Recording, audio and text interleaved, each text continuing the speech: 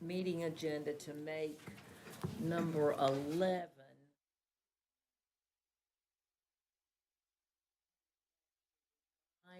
date for June 2025 Board of Education meeting, and then make 12 the agenda item for adjournment. All right, it has been moved by Mrs. Boyette, seconded by Mr. Breen, that we agenda amenda, or the, Exactly what you said. so that's exactly what she said. Sorry, I got my brains running in a couple different directions. That we amend the agenda to make number 11 revised date, June 25th, Board of Education meeting, and make item number 12 the agenda item for adjournment. Is there a second? So, any discussion? All in favor? Aye. Aye. All opposed? Ayes have it, motion carries unanimously. All right. Okay, I move that we approve the agenda as modified. Second. All right, it has been moved by Mrs. Powell and seconded by Dr. Fitch that we amend the agenda as modified. Any discussion? All in favor? Aye. Aye. All opposed? Ayes have it, motion carries unanimously. Please stand, and we are going to ask Dr. Fitch to lead us in a pledge of allegiance, a moment of silence. Allegiance to the flag of the United States of America and to the republic for which it stands, one nation, under God, indivisible, with liberty and justice for all.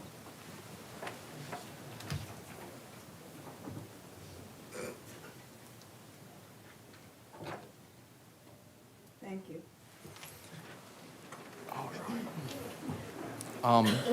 And just as a note, Dr. Mills is sick today, so he won't be joining us. So we will move forward without. Let's see, do I hear a motion on the minutes? Mr. Chair, Dr. Fitch. I move that the minutes of April 14th, 2025 regular board meeting be approved. Second. All right, it has been moved by Dr. Fitch, seconded by Mrs. Powell and Mr. Batts, that the minutes for the April 14th, 2025 board meeting be approved. Any discussion? All in favor? Aye. Aye. All opposed? Ayes have it, motion carries unanimously. Good news presentations. So I will pass it over to Dr. Wilson. Good evening, board and audience. We have some great information to share with you about some amazing students, and I think they're on their way in. So tonight, we're excited to recognize New Hope Battle of the Books team for winning first place in the elementary Battle of the Books competition. So they're making their way in now.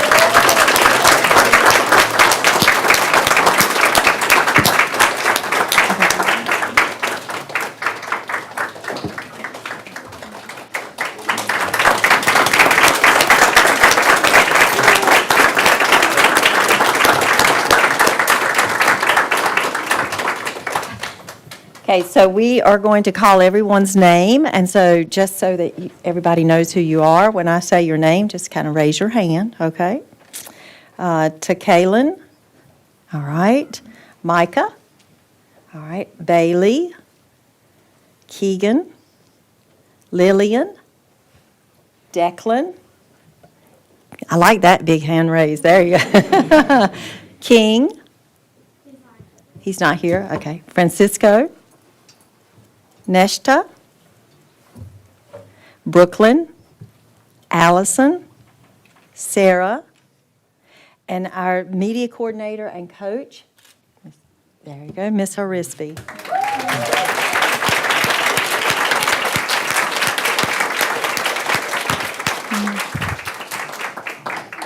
So just a little bit of information about our winners. Our local Battle of the Books competition was held on March the 4th. All of the students did a great job working as a team to answer questions about the books that they had read this year. The program is voluntary for students, but those who participate are required to read and become experts on 10 books. Being a part of the team is a huge commitment. We are so proud of these students and for their hard work, collaboration, and their love for reading. We also want to thank Ms. Arispe for her support. This is one of our favorite events that we have in Wilson County Schools, and we're proud of all of you. Congratulations.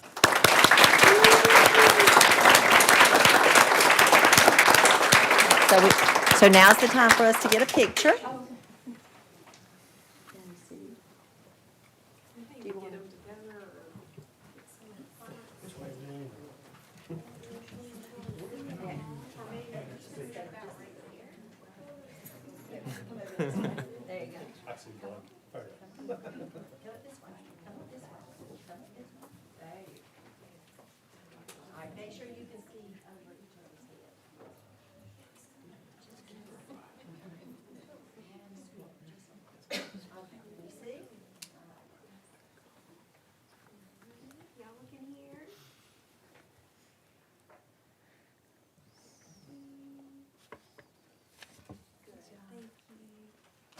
All right, one more round of applause. Thank you, thank you. Good. Okay. Ms. Arispe has your certificates in a folder, and she'll distribute those.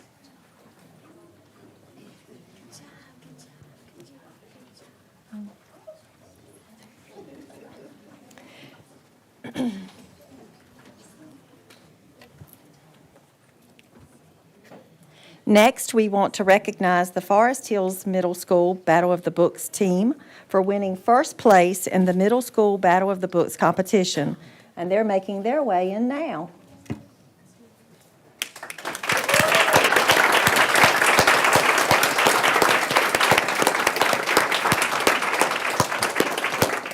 All right, so we have some team members here, and when I say your name, just raise your hand, and we have a few who's on the list that's not here.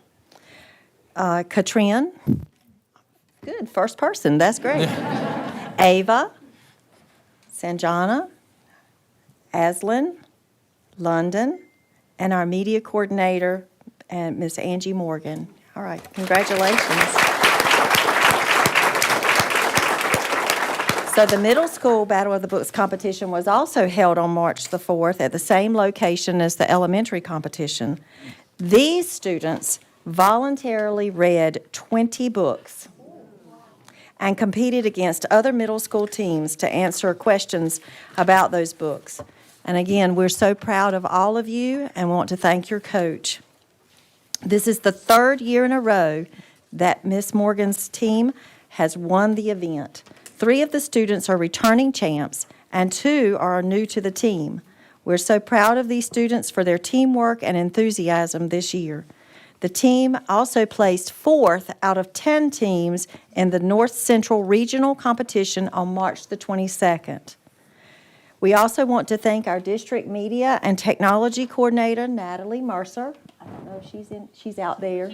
She's corralling some more kids. For her leadership in planning the event, as well as all the media coordinators and teachers who served as coaches, and the many volunteers who assisted, and thank you for all your support. Let's give them another round of applause.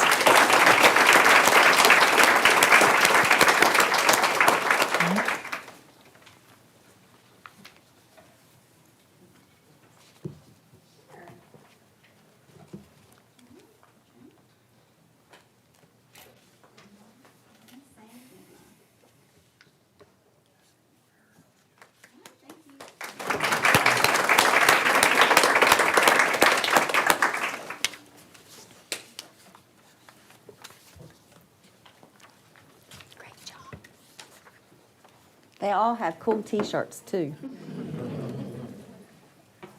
Every school represented had their own design on their T-shirts. So next, we have our elementary school STEM robotics competition winners.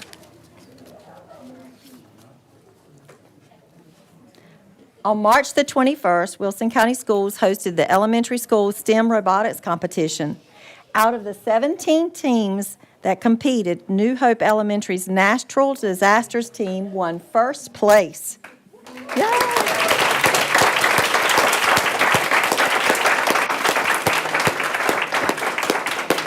And these are some of the team members. And when I call your name, just raise your hand, okay?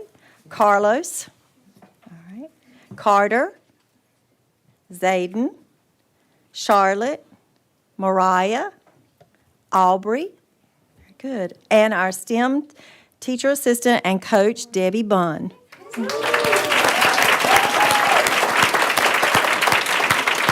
We also had 2 other people who participated in this team helping, and that was the media coordinator and coach, Miss Arisby. She also helped with this. And our digital teaching and learning specialist and coach, Christy Allen. I think that she's also out there helping with kids. Congratulations. A little information about this team. During the competition, the teams worked collaboratively on various challenges based on the book The Magnificent Makers, Storm Chasers. Students had a secret STEM design challenge where they had to engineer a storm chaser vehicle that could withstand a storm and all kinds of terrain. They also had robotics challenges where they had to code their robot to visit different weather stations and complete tasks. That sounds like fun. It was a fun day at STEM. The teamwork, the critical thinking, and the hands-on learning was to no end. We also want to thank all of the teachers, mentors, and their families for supporting this next generation of engineers, scientists, and innovators. Congratulations again, New Hope.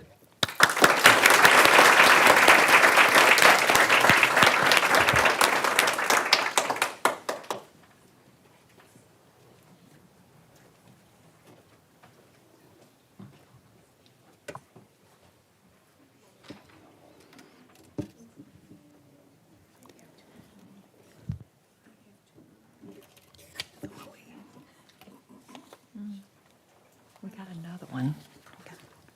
Okay, all right, thank you.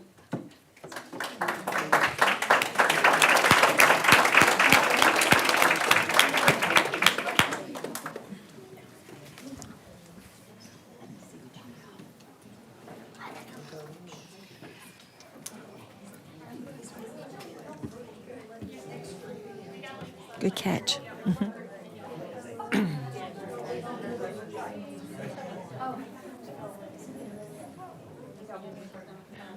One more. Come on in. Next, we have, yay! Go ahead.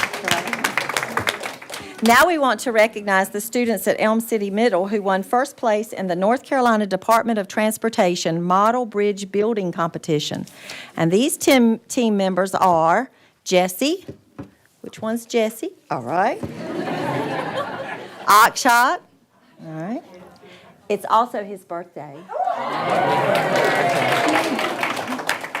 Dylan. Hayden. And our 8th grade teacher and coach, John Petrick. And he was unable to be here because of a previous engagement. A little bit of information about what they did that day, or over the time of them working together. The North Carolina Department of Transportation has hosted this competition for the past 25 years. This statewide event challenges students to apply real-world STEM skills in engineering, design, and presentation. But it's not just about building a bridge. It's about brainstorming ideas, solving problems, and working as a team.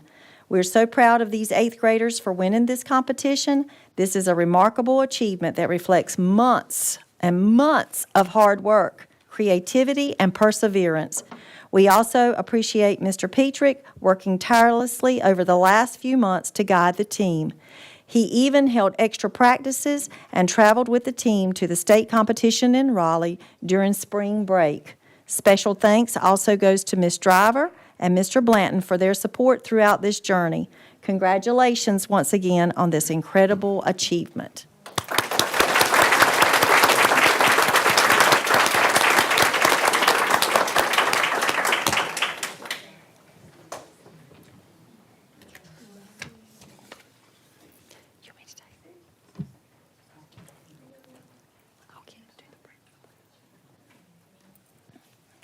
Thank you.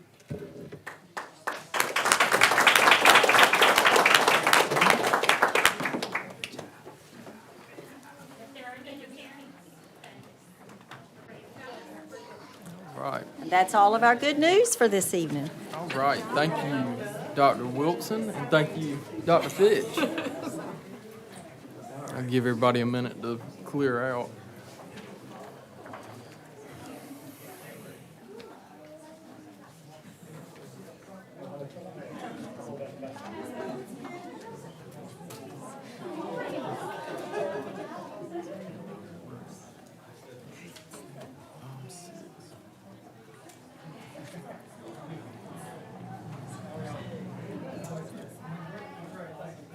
All right, before we go any further, I'd like to remind the public that tonight's meeting is being televised on Spectrum and Greenlight Channel 22 and live streamed through the Wilson County Schools YouTube channel. The public can also view this meeting by downloading the WCS TV 22 app and through links on Wilson County Schools Facebook, Instagram, and Twitter pages and the Wilson County Schools website. So, next on our agenda, we have the chairman's report. And I'd like to start with congratulating the Fitch family for the recognition of Milton F. Fitch and the renaming of the post office in his honor. We'd like to congratulate our very own Mrs. Winders on winning the North Carolina Symphony Maxine Swallen Award. She is recognized as one of the top she was recognized as one of the top music educators in the state today. We would also like to congratulate Annette Faison, our Principal of the Year from Vick Elementary, and also Shannon Campbell as our Teacher of the Year from WECA. As we start testing this week, we want all of our students and staff to know that we're cheering for you and we wish you the best of luck. And lastly, I just want to say happy birthday to Mrs. Powell's mother today. So that's going to conclude my report, and I'm going to pass it over to Dr. Wilson for the superintendent's report. So on behalf of Dr. Mills, I have a few items to share. It's hard to believe that the school year has ended for our early colleges, or is ending. Their graduation ceremonies are scheduled tomorrow night. We wish our early college graduates all the best, and we applaud the early college underclassmen and staff on such a great school year. And next, the end of the school year is quickly approaching even for our traditional schools. The high schools are in the midst of the award day ceremonies. Beddingfield held its awards day on May 15th, and Hunt on May 20th, and Fike on May 23rd. The last day of school is June 5th.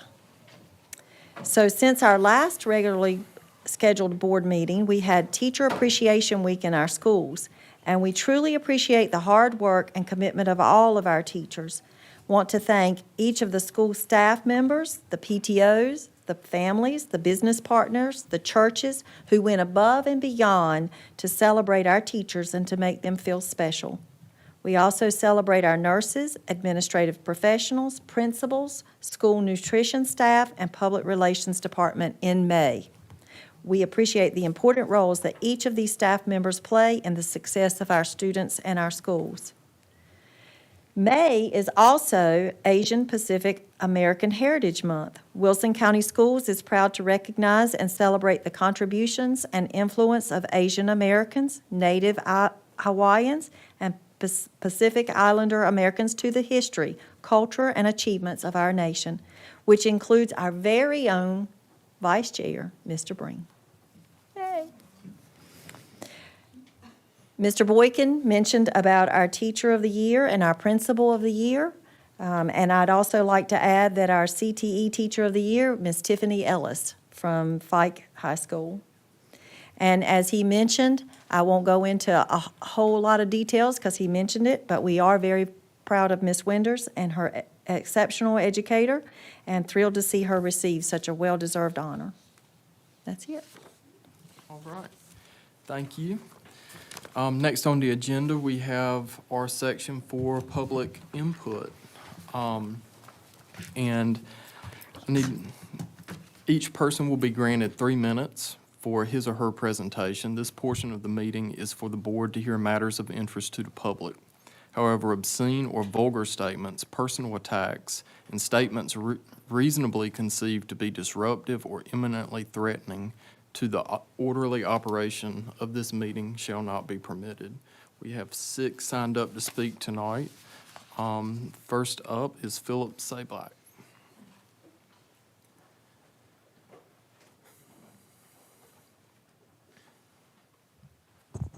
Board members, thank you very much for the opportunity to come to you tonight.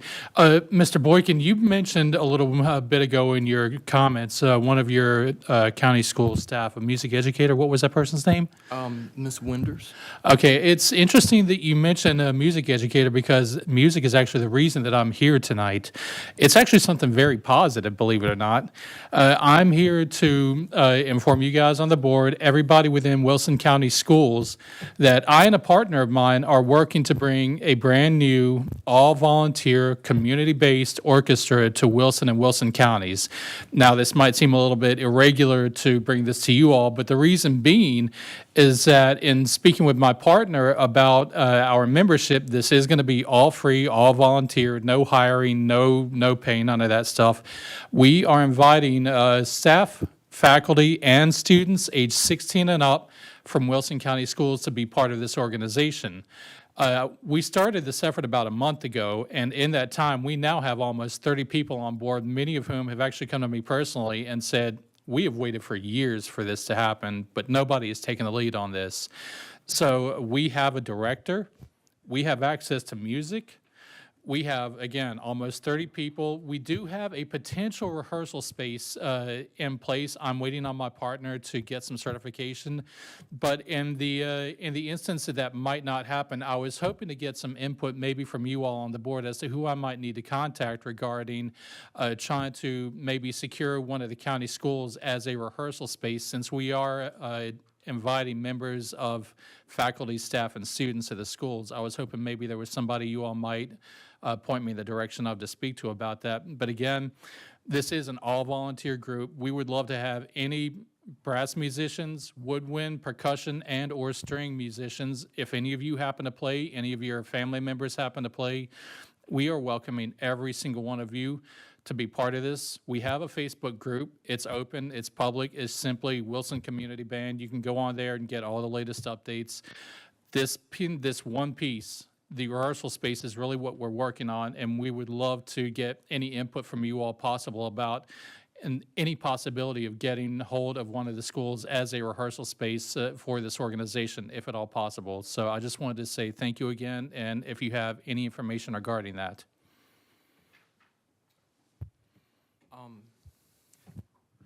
We'll have to get back with you, but we will. All right, thank you, sir. All right, thank you. Next up, we have Emily Hatchet.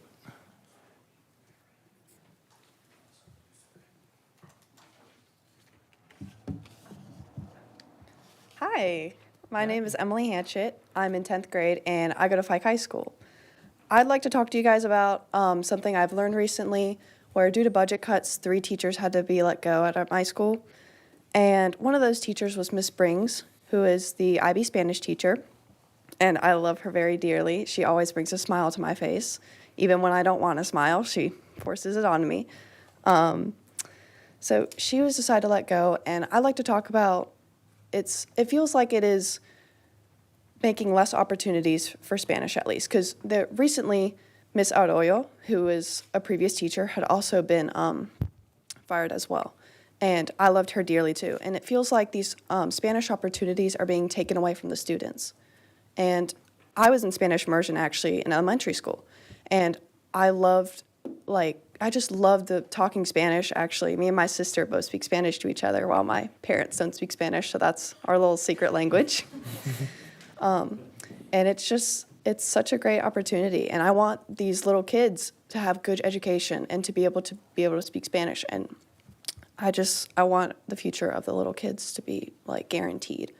And there's not much more to say. I'd like you guys to consider how you're like deciding with budget cuts and firing teachers, because there's a lot of new development I'm sure you guys have seen in Wilson, meaning there's new families coming in, new kids, and if we have such a short supply of teachers, then who's going to teach these little kids?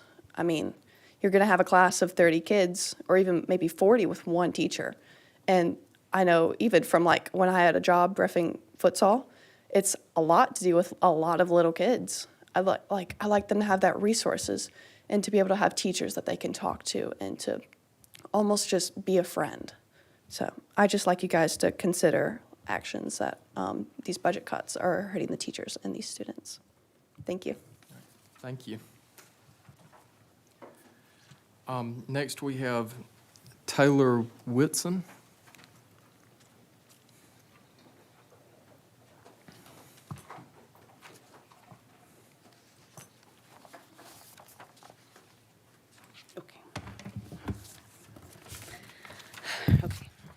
Hello, my name is Taylor Witson. I'm a 2011 Hunt High School alumni. I was born and raised in Wilson County, and I'm a product of the Wilson County school system. I worked as an EMT since 2014, and I currently manage a plasma center in Rocky Mount. I've come to voice my concerns being made about the decisions being made in the regards to the K-12 public school teacher allotment, specifically those that affect the art education system at Hunt. I started at Hunt in 2007, the same year that the visual and arts program was when it first started. I was one of the students that they bused from Pike High School all the way to Hunt just to be a part of the visual and performing opportunity. And so, sorry, I'm a little shaky. So I was never able to take dance because I don't know if you guys happen to know how much it costs, but it's quite expensive to take dance at a private school. Roughly about $560 for one 45-minute class for a week for 10 months. So it's kind of expensive, and if your parents don't have the money, you don't get those opportunities. If this program goes away, I do worry for children who were like me, who didn't have that as an opportunity to do dance. We also had theater, which they cut like my 12th grade year. But dance, theater, other arts class, it concerns me that the funding for those are, I feel like, not being neglected, but aren't being considered. I was a struggling student who typically made C's. The program gave me the want to go to school every day, because I knew even if I was going to be bad at math, I still had dance to go to, and I knew I'd be able to excel. In the 4 short years that I was in school and we had just started the program, we were able to go to the Orange Bowl in Florida, so we got to dance on the field and actually got to be taught by Chris Judd. We took classes at Broadway in New York. We visited multiple colleges who also offered dance programs. I was taught in this program how to collaborate with others, how to talk to others when you get into confrontations. You know how girls are. Miss McCollum, as I knew her, now Miss Bennett, taught me so much. She's who I modeled almost my entire life after. To lose her would be a great loss for the system. As a mom now of 2, my children are about to start public school next year, and so it does concern me that my children will not have those opportunities. As well. I just felt that I needed to speak on something that I felt so passionately about. And I want to thank you guys for your time. Thank you. Thank you. Next up, we have Amanda Bennett.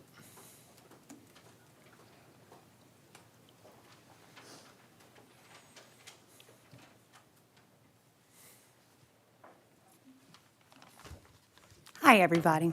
Hey. I want to say, first of all, what a teacher win it is. I'm Amanda Bennett. I am the current dance teacher at Hunt High School.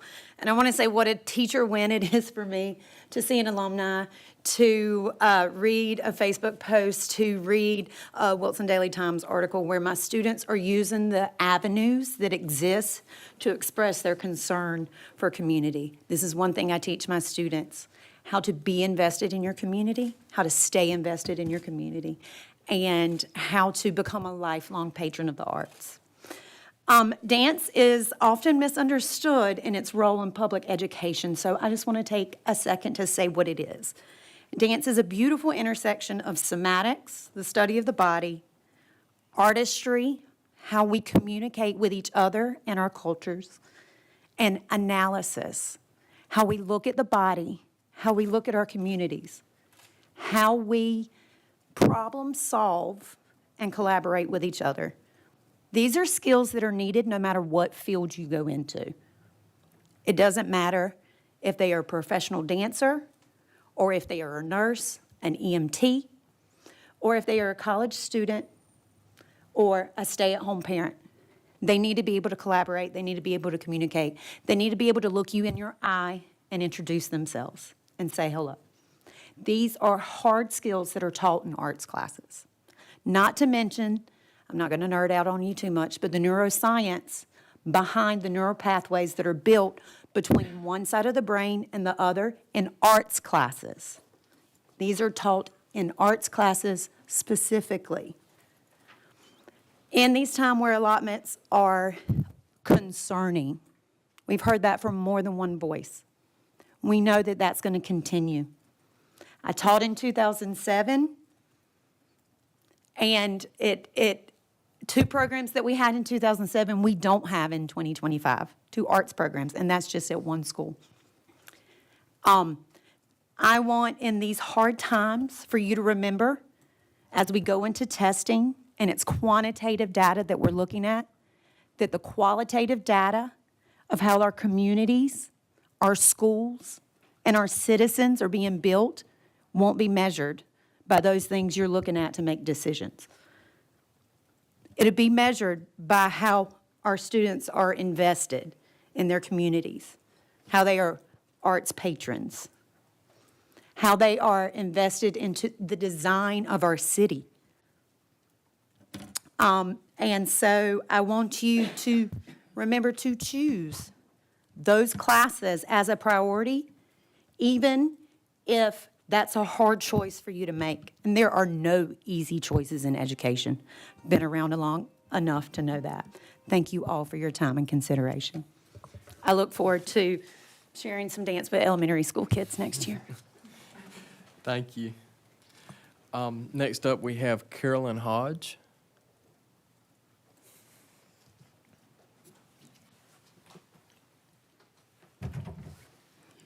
Hello, everybody. Thank you for allowing me to come in and speak. I promise I won't be here over 3 minutes. I'll come speak on behalf of CNAs and nurses. Some of you may know there is a shortage going on, but there's been a shortage on young men being CNAs and nurses for a long time. And so I'm here to encourage you. I really don't know how the career counselors are doing there, but if you can encourage the career counselors to let the young men know about the advantages of being a CNA and a nurse. There are some disadvantages, but I think we need to play on the advantages. I need to talk with the Department of Commerce also as far as incentives.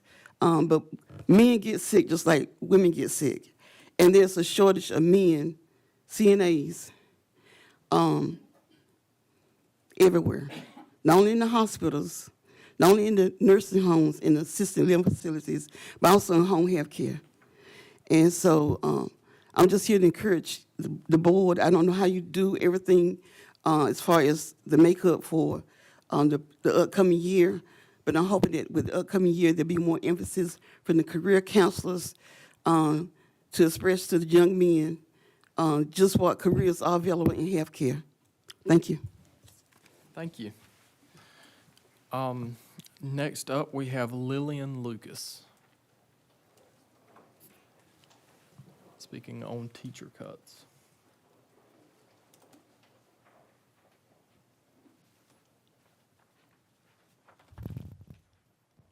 Good evening. My name is Lillian Lucas, and I'm an upcoming senior at Fike High School, as well as a participant in the International Baccalaureate Program. I'm here today to discuss a significant concern regarding the potential reduction of the Spanish department at Fike High School. Wilson County has long been proud of its Spanish immersion program, which is essential to the global-minded curriculum that the IB program fosters. Last year, the removal of a Spanish teacher from Fike resulted in many scheduling difficulties, which in turn diminished students' ability to fully develop their language skills. The lack of adequate resources has directly impacted the quality of education, depriving students of the opportunity to acquire the Spanish proficiency that they could have achieved under more favorable circumstances. This year, the relocation of the IB Spanish teacher has raised further concerns, particularly for students in the IB program and the broader school community. This reduction in the Spanish department contributes to a troubling trend that compromises the quality of education in Wilson County. Mrs. Springs, who has been a valuable educator in our district for nearly 29 years, and 7 of those years were spent at Fike High School, has consistently set high academic standards for her students. Her students regularly perform at an exceptional level on international exams, and her dedication to teaching, mentoring, and advising students in our district has made a profound and lasting impact on many of us at Fike High School. The removal of Ms. Springs from our school will not only be a loss to her students, but to the entire school community who have benefited from her expertise, mentorship, and unwavering commitment to our education. I'm expressing my concerns because I recognize that the loss of such a dedicated educator will have a significant negative impact on both my own education and the education of many others at Fike. While I understand the financial challenges that our district faces, I believe that compromising the educational opportunities for students is not a viable solution. The future success of our students, who will soon take on leadership roles in society, should be a top priority, and reducing resources for vital educational programs such as Spanish instruction undermines the potential of our future leaders and does not reflect the best interests of our students. Thank you for your time and consideration. Thank you. All right. Fellow board members, I've got a few options. We can direct the chairman to respond on behalf of the board. We can direct the administration to respond to the concerns. We can refer the matters to board committee. We can refer the matter to the administration, or we can place the matter of concern on the agenda for a future meeting. Mr. Chair, Mr. Brown. it would be most appropriate for administration to respond. All right. All right. Dr. Wilson, would you please respond on our behalf? All right. Moving forward with the agenda, we are going to move into the committee reports. And first up, we have Human Resource Services Committee with Ms. Powell. This afternoon at 1 o'clock, the Human Resource Services Committee met. That consists of Beverly Boyette, Dr. Christine Fitch, Deborah Powell. And we met along with Dr. Cheryl Wilson, Wendy Daniel, Olinka Baker, Tolly Best, Amy Evans, and Claudia Spencer. And the information that was given to us were updates dealing with human resource services. And we had one action item that we actually discussed. So right now, I'm going to turn it over to Dr. Wilson to give us the updates. Okay. We had a few areas that we wanted to share with the board. The first being the Beginning Teachers Support Program.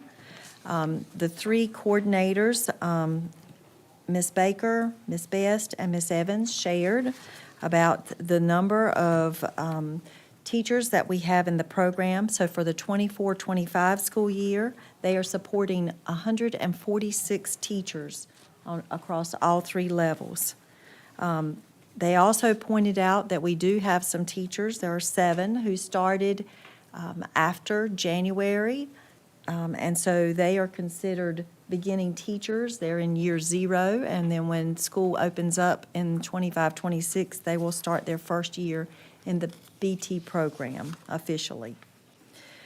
They also shared that recently we had 36 beginning teachers who completed that year 3 and 25.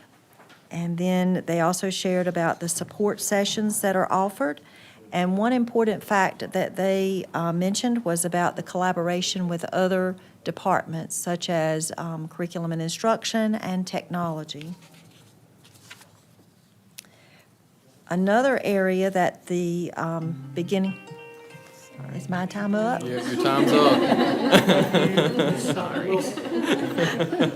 They told me to be fast. More time. The mentors, they shared information about the mentors, and we have 106 mentors supporting those 146 beginning teachers, and they're trained every year. And just to let everyone know and to remind the board that the board decided to have each of the mentors receive a stipend each year for the hard work that they do. It's also important to note that some of our mentors actually support more than one beginning teacher at a time. Then another important part that I think is notable is about the retention rate of our beginning teachers. So for those teachers who started this school year, we had 57 that started this year, and we have a 96% retention rate as of May 1st. So I think that that's pretty impressive. And then when we think about even like last year, and we said that, we have 67, and only 70% were retained at the end of the year. But all of those that stayed with us, those 47, 91% of them. So I think it's impressive about the number of teachers who actually join us and into the BT program, and they decide to stay with us in Wilson County. And last but not least, in the beginning teacher area, is the beginning teacher store. So Wilson County Schools is unique in that we have a store, which is a room that has all kinds of teacher items that they can go inside and pick and choose what they would like to have. Some of those things are donated, and some of them are given from other organizations. One important fact is that Wilson County Schools was highlighted by Rhonda Holmes at the state level because of this beginning teacher store, and making that a highlight for us. And that's all I had on the beginning teacher store. Did I miss anything? Good, okay. So next, we had the National Board Program to share with the board and the committee. We currently have, we have 56 National Board teachers in Wilson County Schools. And just so everyone knows, our National Board teachers who earn this certification, certainly they start out with this because of increasing student learning. But at the same time, once those teachers receive their certification, they receive a 12% National Board pay increase. And that is renewable every 5 years. You may remember in a recent board meeting, we had those certified teachers come and they were recognized. We had 2 newly certified teachers this year and 5 maintenance or certification. Wilson County Schools is unique in their support for national boards.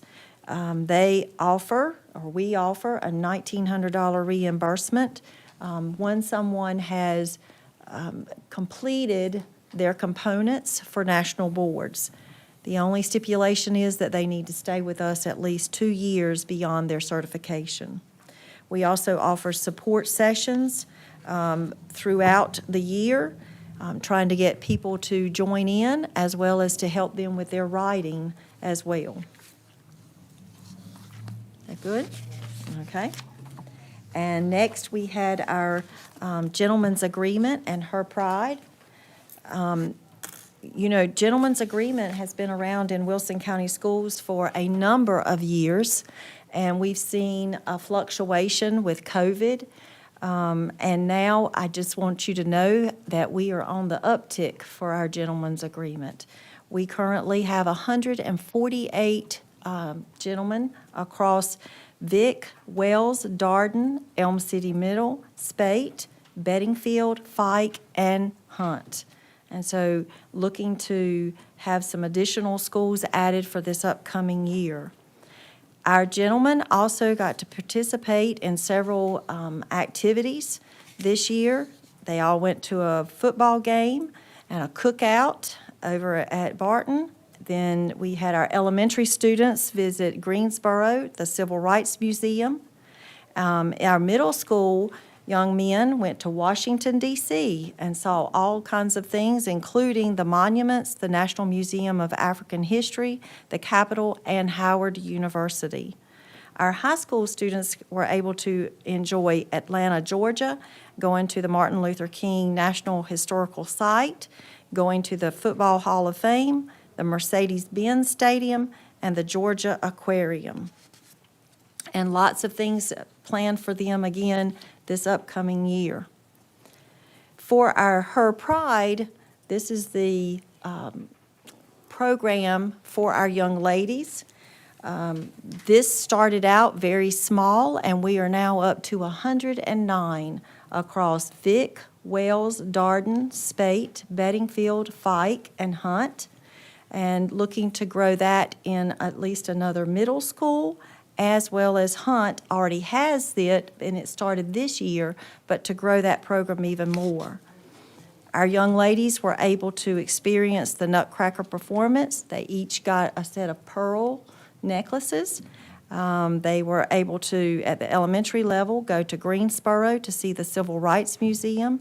And our middle school and high school students did all kinds of things, from etiquette lessons, a mentor-mentee dinner, Read Across America, providing meals at Thanksgiving, and Dress for Success.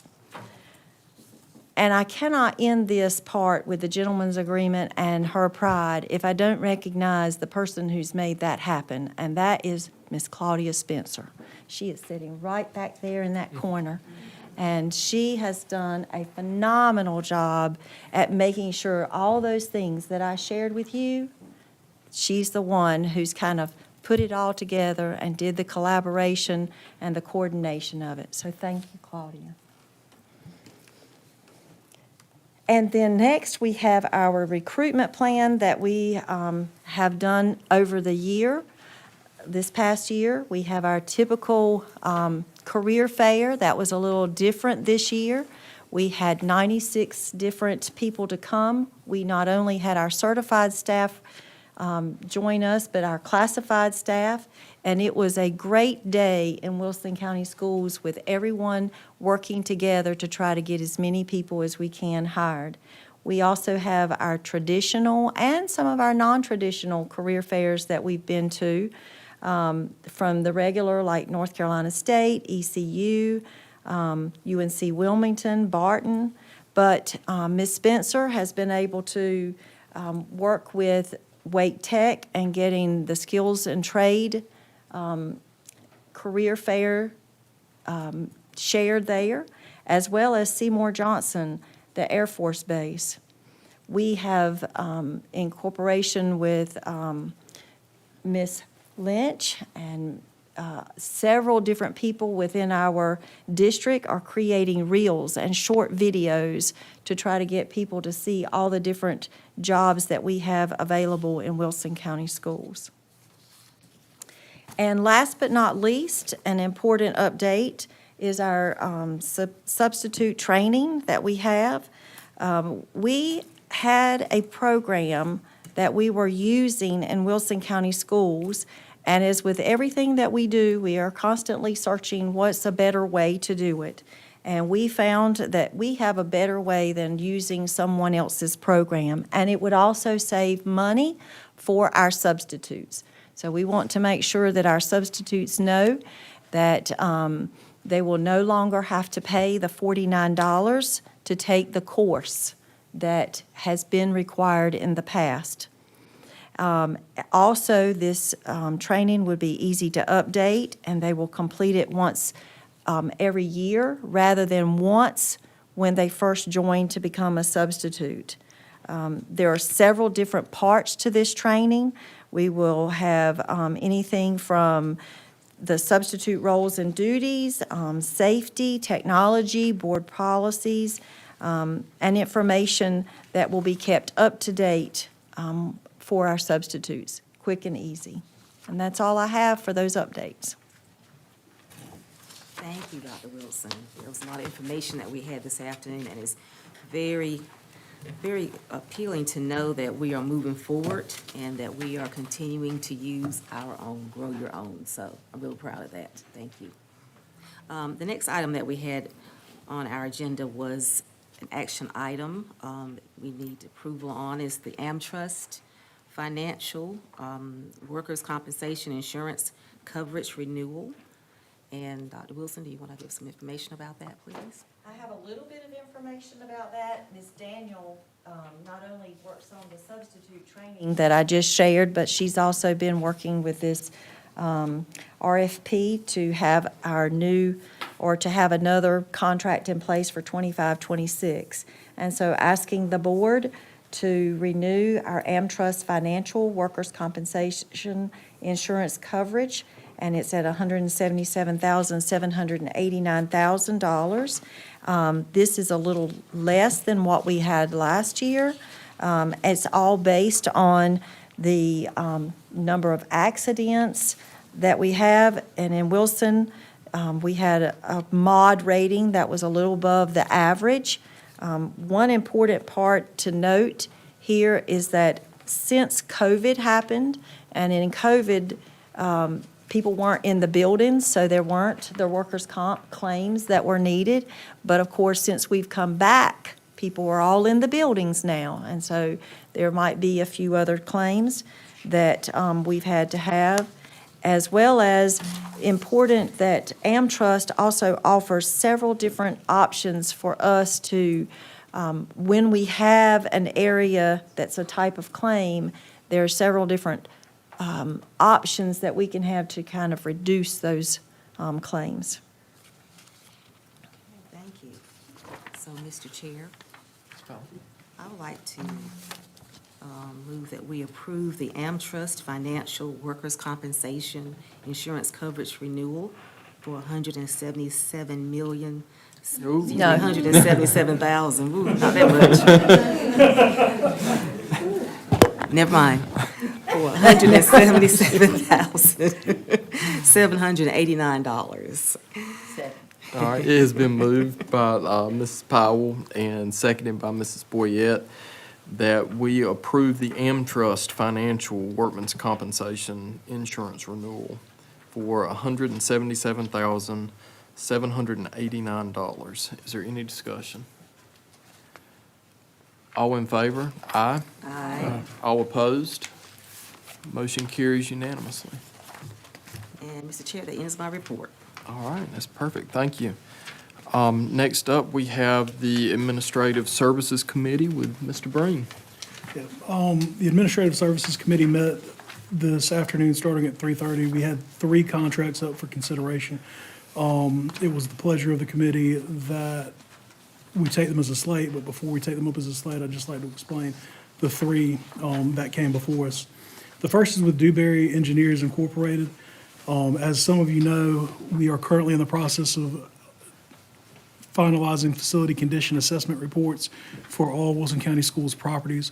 One of those things that we did not have in the additional request was condition reports for middle and high school athletic fields and facilities and our CTE outdoor facilities, so things like greenhouses, pens, outdoor buildings and stuff like that.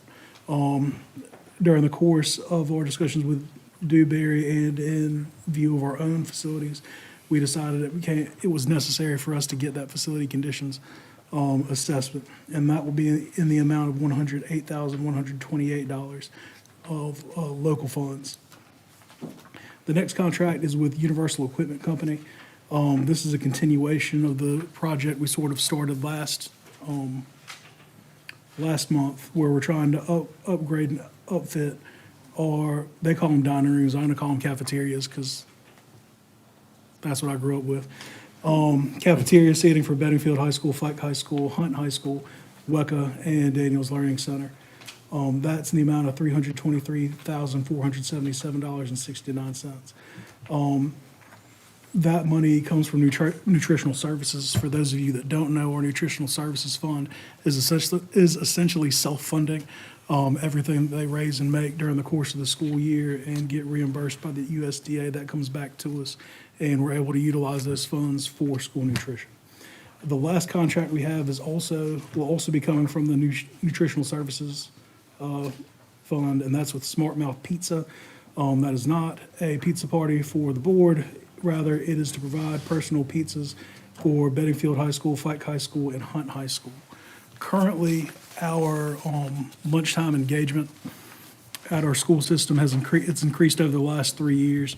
We're at 65%. For 2024, 2025, we were at 62%.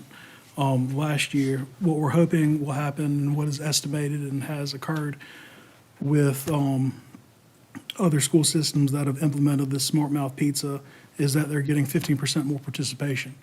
That's good because it ends up putting more dollars back into our school nutrition fund.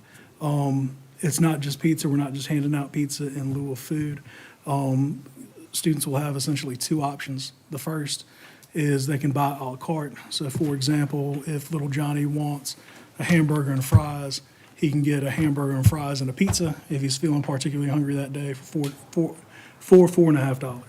However, let's say little Johnny's mom sends him with a tuna fish sandwich and he doesn't want a tuna fish sandwich for lunch. If little Johnny gets one of these Smart Mouth personal pizzas and he gets milk and vegetable or fruit, then it becomes a reimbursable meal, and that money comes, it first of all will be free to him, but also that money will come back to us over time. But again, the hope is that we'll increase student engagement in our cafeteria setting, and that's why we have a $133,000 pizza contract. That being said, Mr. Chair, it's the recommendation of the Administrative Services Committee that we approve a contract with Dewberry Engineers Incorporated for the facility condition assessment for all Wilson County schools, all Wilson County Middle and High School athletic and CTE outdoor facilities in the amount of $108,128. A contract with Universal Equipment Company for dining room seating for Bedingfield High School, Fike High School, Hunt High School, WECA, and Daniels Learning Center in the amount of $323,477.69. You got me a little nervous now. I'm trying not to drop that mill. And the last contract with Smart Mouth Pizza to provide personal pizzas for Bedingfield, Fike, and Hunt High School in the amount of $133,935.50. Second. All right, it has been moved by Mr. Breen, seconded by Mr. Batts and Dr. Fitch, that we approve the contracts with Dewberry Engineers for the facility condition assessment for all of Wilson County Schools middle and high school athletic and CTE facilities in the amount of $108,128.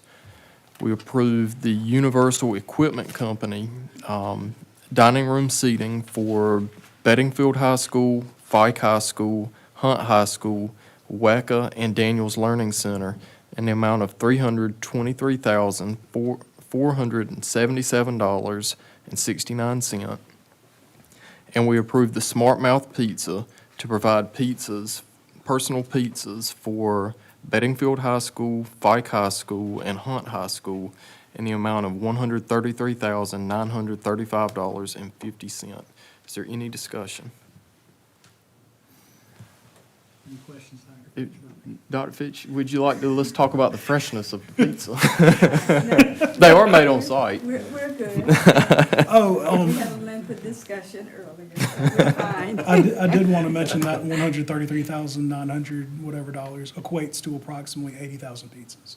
And those don't come in one giant swoop, but they'll be allotted to us over time and as we do.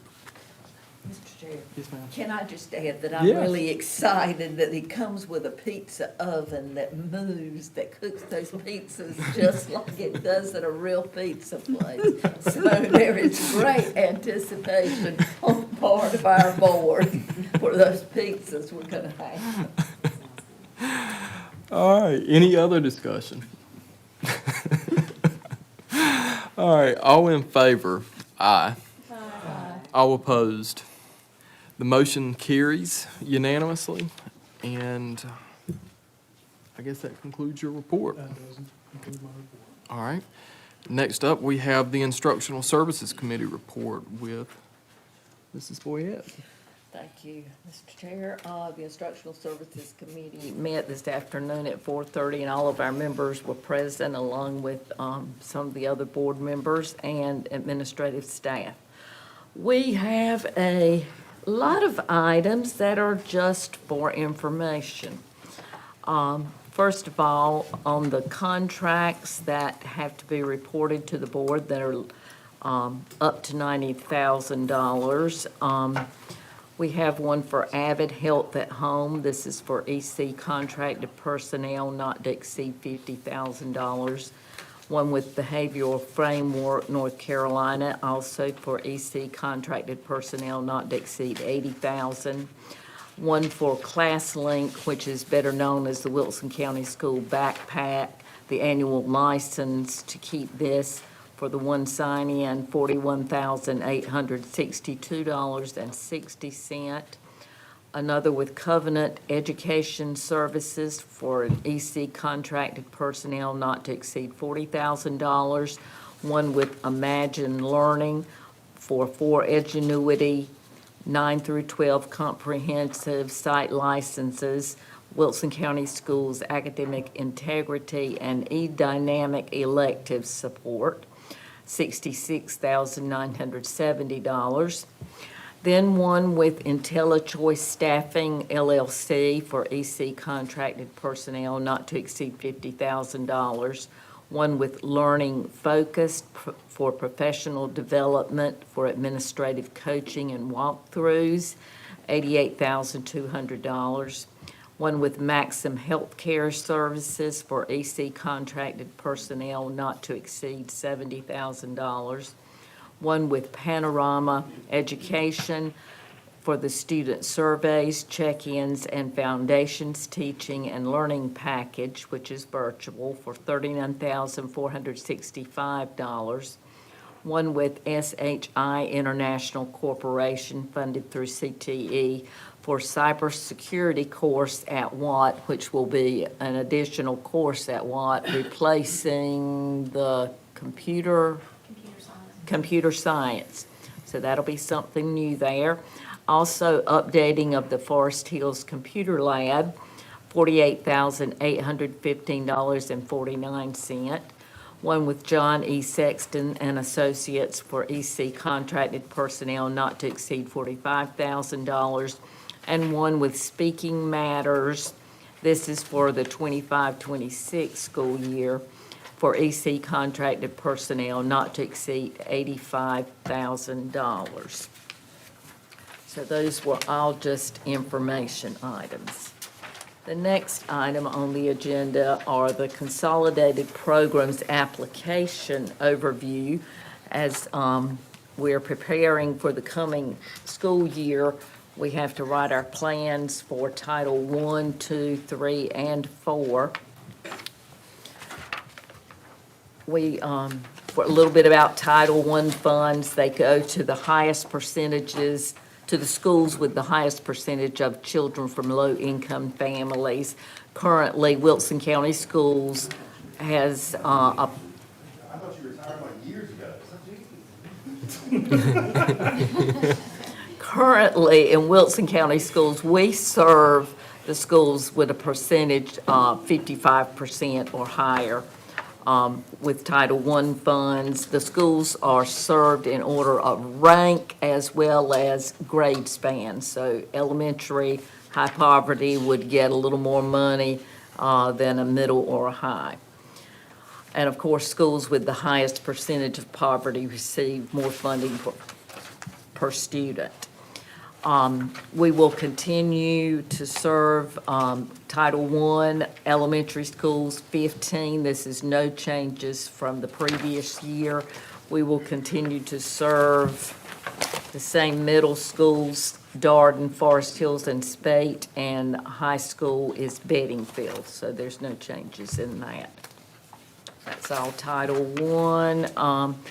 Schools get to choose how they want to use their Title I funds, and we were given examples of some of the choices that they have. Opportunity culture, class size reduction, support staff, professional development, and the interventionist and tutors. All of the data is evaluated at the end of the school year, depending on how they used it that year, to see how effective it was, and that's put into deciding how to use it for the coming year. The district has budget set-asides in Title I. The largest amount goes for our pre-K teachers, the teacher assistants, instructional supplies, and daily snacks, field trips, things like that. Smaller amounts are in homeless, foster care support, district federal programs, the staff software and supplies. It pays for elementary curriculum coordinators 80%, the district family engagement events, and professional development. That's all on Title I. Title II is used for teacher and leadership development, and we went through it was covered the priorities for the district, and those were no change from last year. Same, okay, so our district priorities remain the same.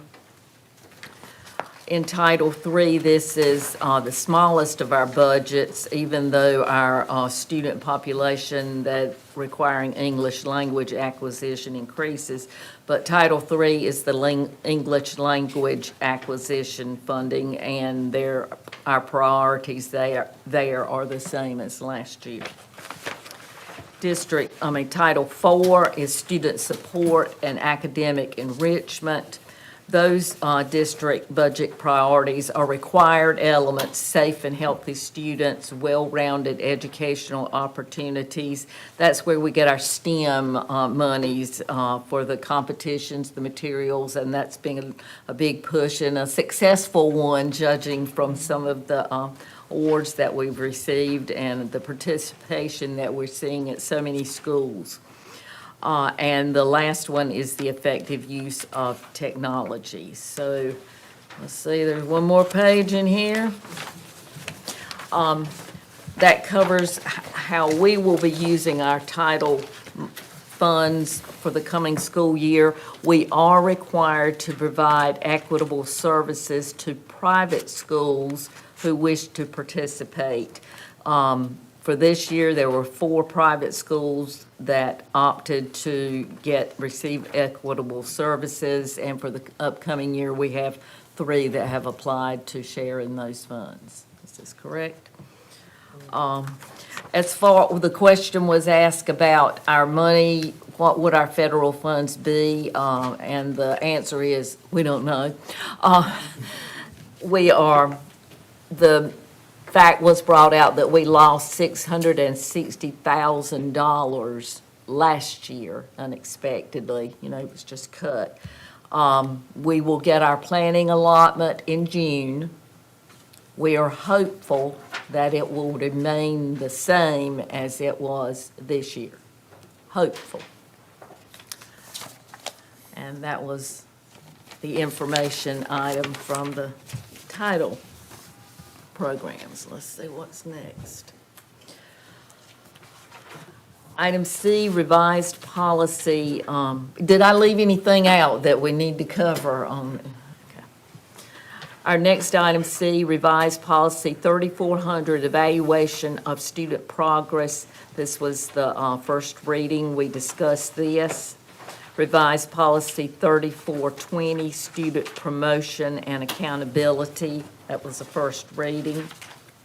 We also covered the revised administrative regulation that would go along with 3420A, R, student promotion accountability.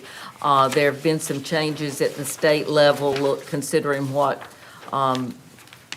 can be used for pass-fail and the recouping of courses, except it's not recouping, it's called student credit recovery, is no longer a pass-fail. It has to be given a numeric grade, and it's based on the percentages of the values of the times, and also on this, let me get back here. Administrative regulations spell out how that will be carried out by our principals and staff to follow the revised board policies that are going for the first reading. F is the revised administrative regulation for 3420B, student promotion and accountability. That's the one actually with the credit recovery. The previous one was with the standards. G is the revised policy 3620, extracurricular activities and student organizations, again, a first reading. And H is revised policy 4400, attendance, first reading. I think that covers everything that was information. Anybody else need to add anything? Information. No more peeps talk. Okay, now let's move into the action items. Contracts requiring board approval, instructional services. Okay, get ready.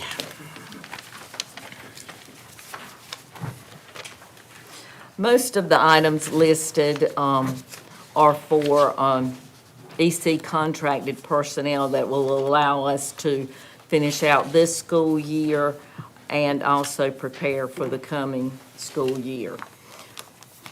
The first one that is being recommended by administration is the 95% group. That's the Phonics Core Program. It's $111,000. Let's see, do I need to go through these, or can I just go ahead and make the motion? Make the motion to include all of the ones that are listed on the, Okay. items, but I would, And then I would read them all out. I think so. Okay. yes.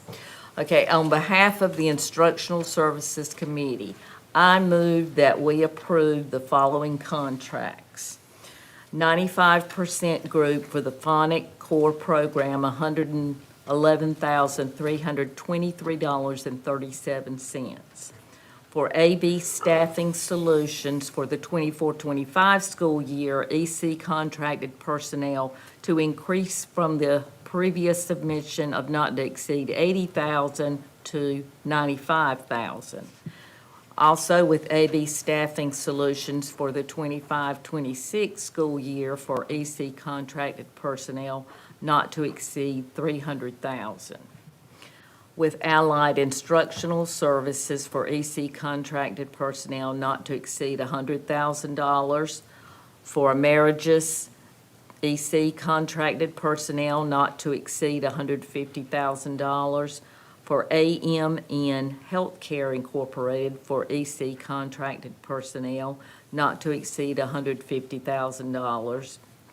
For the Division of Employment and Independence for People with Disabilities for Vocational Rehab Services, $108,090.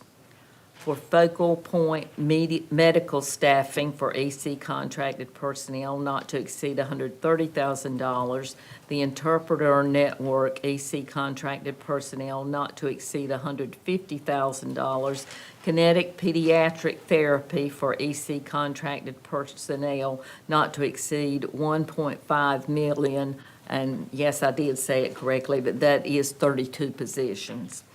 For the Public Consulting Group, that is for this school year, 24-25, EC contracted personnel, increasing from the previous submission of not to exceed $50,000 to $100,000. For Presence 2024-25, this school year, EC contracted personnel, increase it from the previous submission of not to exceed $80,000 to $300,000. For presence, for the next school year, EC contracted personnel not to exceed $300,000 for Solient Health LLC, EC contracted personnel not to exceed $150,000 for Sunbelt Staffing LLC, EC contracted personnel not to exceed $150,000. And for Venture Rehabilitation Group, that is for the 24-25, this school year, EC contracted personnel to increase from the previous submission of not to exceed $150,000 to $200,000. Second. All right. It has been moved by Mrs. Boyette and seconded by Dr. Fitch that we move forward with the following contracts. 95% group for phonic core program for $111,323.37. AB Staffing Solutions, 24-25 EC contracted personnel, increase from previous submission of not to exceed $80,000 to $95,000. AB Staffing Solutions, 2025-2026 EC contracted personnel not to exceed $300,000. Allied Instructional Services, EC contracted personnel not to exceed $100,000. Amerigus, EC contracted personnel not to exceed $150,000. AMN Healthcare Incorporated, EC contracted personnel not to exceed $150,000. Division of Employment and Independence for People with Disabilities, Vocational Rehab Services, $108,090. Focal Point Medical Staffing, EC contracted personnel not to exceed $130,000. The Interpreter Network, EC contracted personnel not to exceed $150,000. Kinetic Pediatric Therapy, EC contracted personnel not to exceed $1.5 million. Public Consulting Group, 24-25, EC contracted personnel increase from previous submission of not to exceed $50,000 to $100,000. Presence, 24-25, EC contracted personnel increase from previous submission of not to exceed $80,000 to $300,000. Presence, 25-26, EC contracted personnel not to exceed $300,000. Solient Health LLC, EC contracted personnel not to exceed $150,000. Sunbelt Staffing LLC, EC contracted personnel not to exceed $150,000. And Venture Rehabilitation Group, 24-25, EC contracted personnel increase from previous submission of not to exceed $150,000 to $200,000. Is there any discussion? All in favor of the motion, please let it be known with the sign of aye. Aye. All opposed? Ayes have it, motion carries unanimously. Ms. Boyette. The next item is revised policy 4334-5053, 7345, which is use of unmanned aircraft drones. This is the second reading, and there was no change from the first reading, so I move that we approve, on the behalf of the Instructional Services Committee, I move that we approve this revised policy 4334-5053, 7345, use of unmanned aircraft drones. Second. All right, it has been moved by Mrs. Boyette, seconded by Ms. Powell, that we approve the revised policy 4334, 5053, 7345, the use of unmanned drones. Is there any discussion? All in favor of the motion, let it be known by the sign of aye. Aye. All opposed? Ayes have it, motion carries unanimously. Mrs. Boyette. The last item is revised policy 4342, student searches. This is a second reading, and we had made one change from the first reading, and so I move that we approve revised policy 4342, student searches on the second reading with one correction on line 45, a grammatical change. Second. All right, it has been moved by Mrs. Boyette, seconded by Ms. Powell, that we approve the revised policy 4342, student searches, which is a second read with the grammatical change on line 45. Is there any discussion? Hearing none. Everybody vote with the sign of aye. Aye. All opposed? Ayes have it, motion carries unanimously. That concludes my report. Thank you, Ms. Boyette. Mrs. Powell? Mr. Chair, Yes, sir. on item number 7, public input and discussion of public input, can we add that the administration answer them within a 15-day period instead of a 30-day period? If that's the will of the board, yes. It would give them time to come back with a rebuttal if there was any questions that they had from this last speaking that they had tonight. Board members? We typically have not put a time frame on the administration's response. But that's, hearing no answer, let's carry this conversation on. Closed session. I don't think we can carry it on closed, but maybe we can come back after the break and discuss it, if you don't Okay. mind. Yeah. All right. Mrs. Powell? I was just going to mention that this is not an agenda item, and so I think it's important that the chair actually approve an agenda item to be able to properly discuss this topic. All right, so then we would need to amend the agenda to discuss it. Is that correct? That's up to you, yes.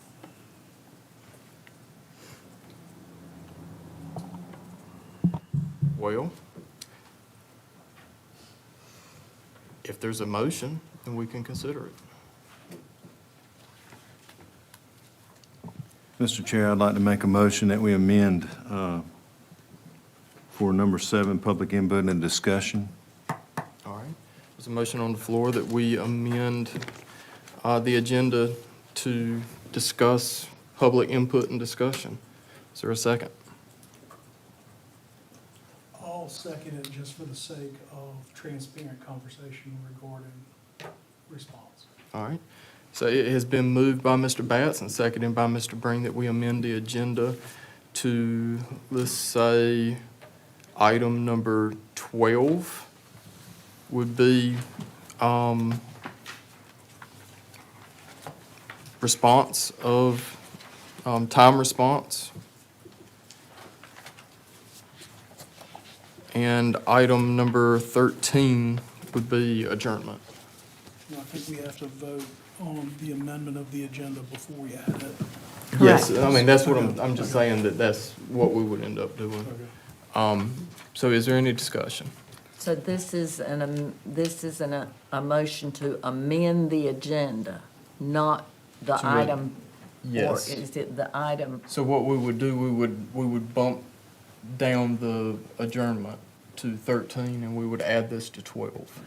Okay, my question is, I thought we needed an amendment, a motion to amend the agenda, and then one, what would be discussed in that amendment. And Is that that correct? motion was not to amend the agenda, it was to discuss or is it, can you say this? The motion is to amend the agenda to discuss whether or not to put the time frame on the responses. All right. Okay, So, that is the motion and the second. all right. So do we have any discussion? All in favor? Aye. All right, so I've got Mr. Batts, Mr. Breen, and Mr. Kyle. All opposed. Nay.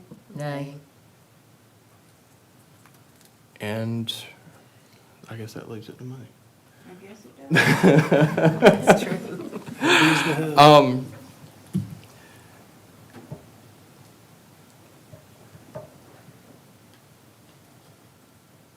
For transparency purposes, I would vote aye. So I would say that the motion carries 4-3. Mr. Batts, Mr. Breen, myself, and Mr. Kyle in favor, and Ms. Powell, Mrs. Boyette, and Dr. Fitch opposed. So we will add this to as a discussion point on the agenda. And I apologize because I wasn't paying attention. Can we do it before closed session? I don't imagine this is going to be a protracted conversation. Yeah, I mean, we can do it before closed, I guess.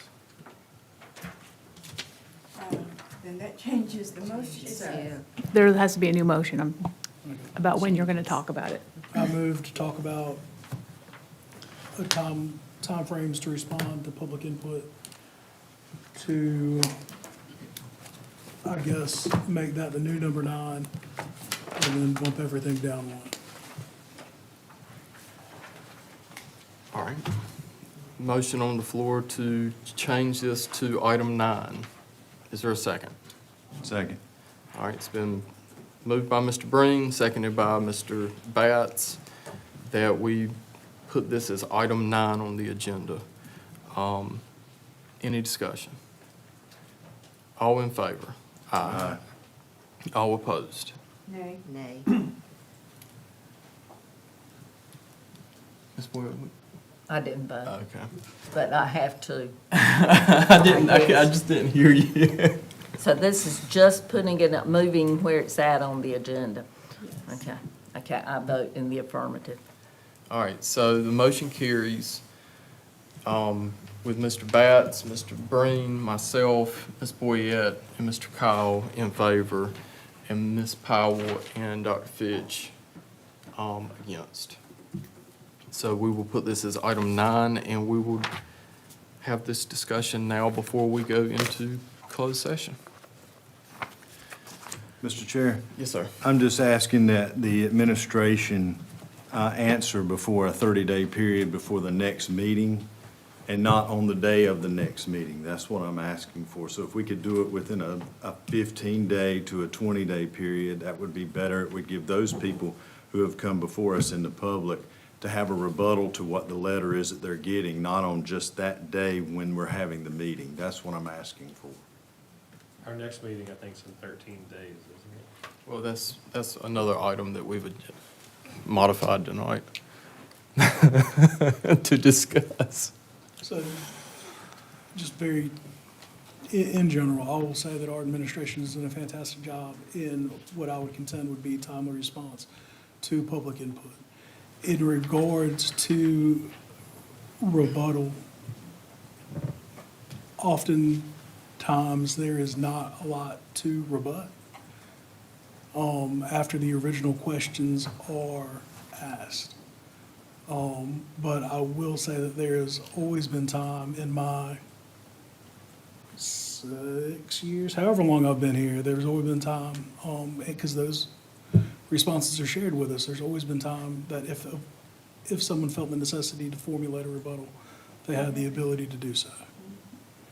And that includes when we get voluminous queries from citizens in the community.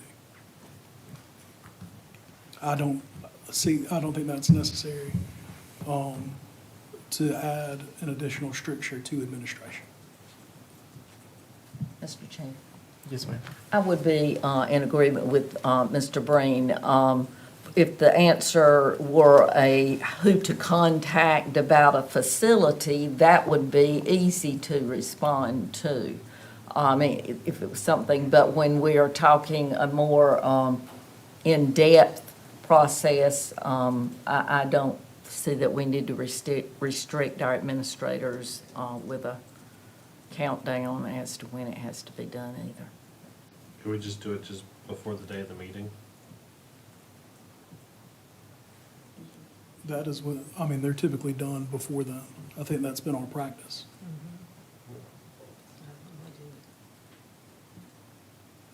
All right. I Mr. Chair, I agree with Ms. Boyette and Attorney Breen also. I don't understand why the change, because I think they get it out in a timely manner. I don't see the purpose, or if there's a reason why, I don't know if there is a reason why, Mr. Batts, but you may, if you want to share that with us.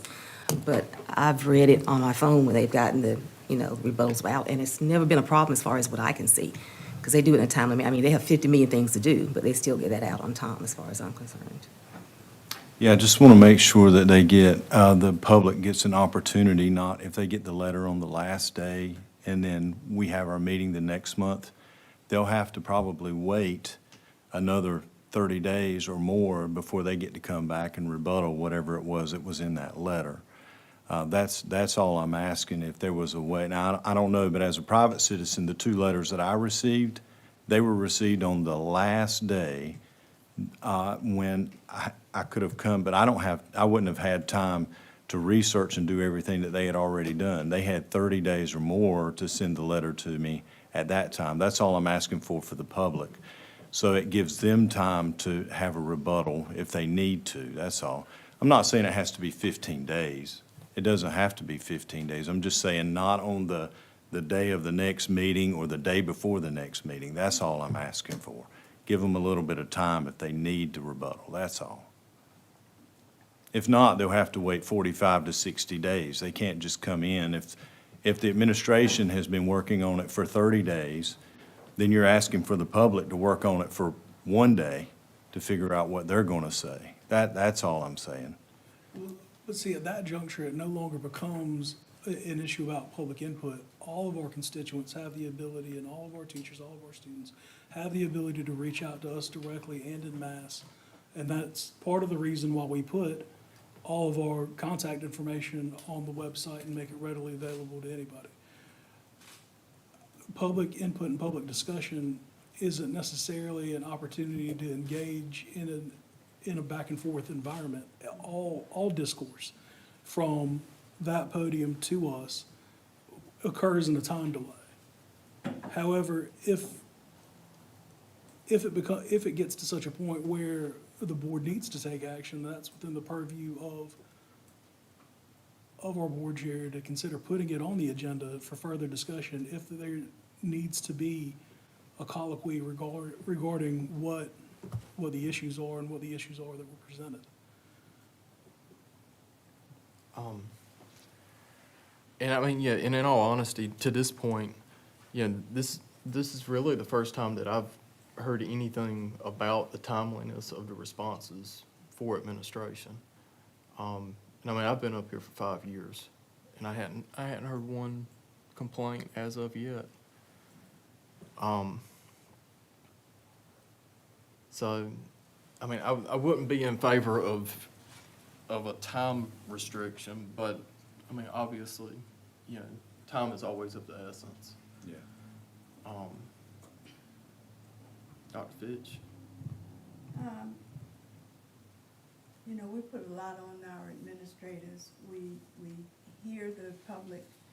We have asked the administration to respond, and they have done a good job of responding in a timely manner to the public as they have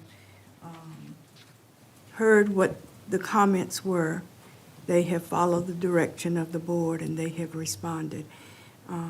I don't feel that there is to be, or that there should be, a time constraint to have them to respond, because as you and I all know, that there are a lot of communications that come in between where the administration is tasked to handle certain issues that come up unexpectedly. And sometimes they are diverted from their normal task in order to handle some of the emergency situations or other things that transpire. I hear Mr. Batts, but I feel that they do an adequate job in responding.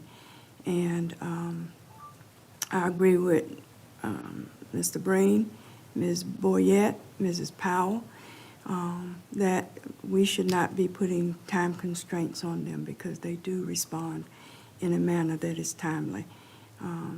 Sometimes the responses may not be, and the time delay may not be the part of the administration, but sometimes the mail doesn't run as quickly as we would want it to run if it is done by mail, by snail mail as opposed to email.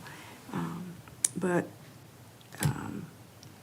thank you for sharing your concern and for asking for this delay, but I think we need to move forward and just give the administration the time that they need in order to respond. I know that the public is not always happy. I know that when the decisions of personnel are made, that there is discontent, as obviously is the case tonight. But the administration has to work within the funds that they are given, and the decisions that they make are not easy decisions. And through the years, we have worked extremely hard to not have to lay employees off. And with this set of cuts that have been made, to my understanding, the employees have an opportunity to go to a different level. It may not be to the school of their choice, but when they sign a contract with Wilson County Schools, they sign a contract for placement at the needs and at the direction of the administration. I hear the plight. I know the discontent. It is not the first time that we have been faced with this, but there are hard decisions that we have to make. And I know we would love to have everybody stay in place where they are, but the administration is having to make awfully hard decisions. And I think that we are fortunate in that we have managed our funding such that when you read the news and you hear the news of other systems who are having massive employee layoffs, we are not faced with that because of the foresight and the efforts made by our administrators. So I would like to see it stay as it is, that we have asked the administration to address the speakers who came before us tonight. And therefore, Mr. Chairman, if I am in order, and if you feel that the discussion has gone on at a length that is sufficient, I move that we leave the direction of responding to the public as we did during the earlier part of the agenda, and just direct the administration to respond to the speakers who came before us tonight. Second. All right, we have a motion on the floor by Dr. Fitch, seconded by Mrs. Powell, that we leave the public input response as it was left earlier in the night. Is there any discussion? All right, all in favor? Do we mail things still? Snail mail? It's snail mail and email. Okay. I was like, if we could do email, that's always faster. If we could just make sure maybe on the applicant lines to make sure you get everybody's email, that's 4 or 5 days of time right there to All right. Any other discussion? All in favor of the motion, let it be known by the sign of aye. Aye. All opposed? Nay. All right, so we have, the motion carries with Mr. Kyle, Ms. Powell, Ms. Boyette, myself, Mr. Breen, and Dr. Fitch in favor, and then Mr. Batts is against. Motion carries. Ms. Powell. I move that the Wilson County Board of Education go into closed session to consider confidential personnel matters as provided in North Carolina General Statute 143-318.11A1 and 6 and 115C-319 through 321, to consider confidential student matters as provided in the North Carolina General Statute 143-318.11 A1 and North Carolina General Statute 115C-402 and the Family Educational Rights and Privacy Act 20 United States Code 1232G, and to consult with the Board of Education attorney and preserve the attorney-client privilege as provided in the North Carolina General Statute 143-318, excuse me, .11A3. Second. All right, it has been moved by Ms. Powell, seconded by Mrs. Boyette and Dr. Fitch, that the Wilkes County Board of Education go into closed session to consider confidential personnel matters as provided in NCGS 143-318.11A1 and 6 and 115C-319 through 321, to consider confidential student matters as provided in North Carolina General Statute 143-318.11A1 and North Carolina General Statute 115C-402 and the Family Educational Rights and Privacy Act 20 USC 1232G, and to consult with the Board of Education attorney and preserve the attorney-client privilege as provided in North Carolina General Statute 143-318.11A3. Is there any discussion? All in favor of the motion, let it be known by the sign of aye. Aye. All opposed? All right, motion carries and we are moving into closed session.